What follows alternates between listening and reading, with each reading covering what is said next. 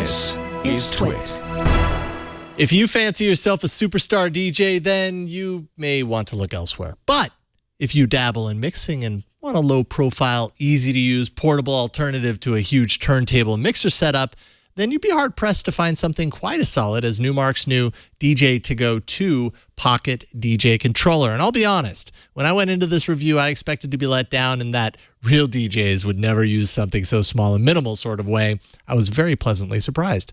The DJ2GO2 is the second iteration of Numark's Pocket DJ controller setup, and it includes, let's say, the basics of what you need for DJ mixing.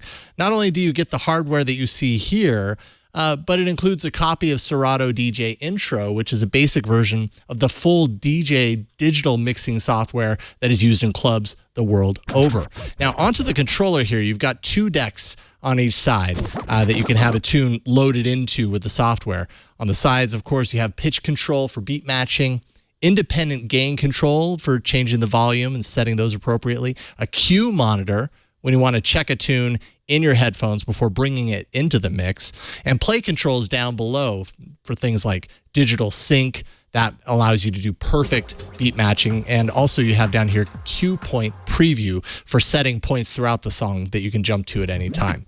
The tiny little turntables are, let's be honest, laughably small when compared to the real thing, but in use, they're pretty darn effective. They don't feel cheap.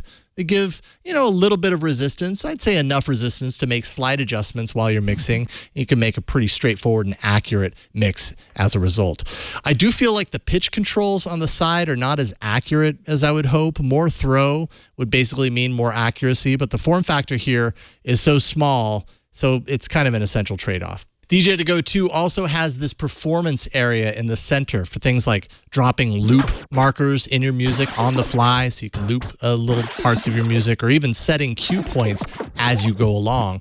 And then up top here is a navigation knob for sifting through your digital creative music and assigning it to a deck for live mixing from there. DJ2GO2 has both an 1/8-inch main output for routing to speakers. It also has a headphone output for assigning to the cue monitor, which is really nice for previewing that music before you throw it into the mix. And the unit fits comfortably on the open space on the MacBook Pro, as you can see right here. I had so much fun just kind of lazing around on my couch mixing late night tech house tracks like I was a touring DJ, and that's the beauty of DJ2GO2. It's a great portable station that keeps you connected to the fun of mixing music, but in a more casual way. And if you actually are a superstar DJ, I would say this would be a pretty great mobile option for creating cue points while you're on the road in between gigs. You can put it to use there. I do wish it offered a little more in the ways of sound shaping. EQ controls at the very least would satisfy my creative itch just a bit more than it does. But honestly, I had a blast with the DJ2GO2 using Serato as well as using it with Native Instruments Tractor, and it's cheap.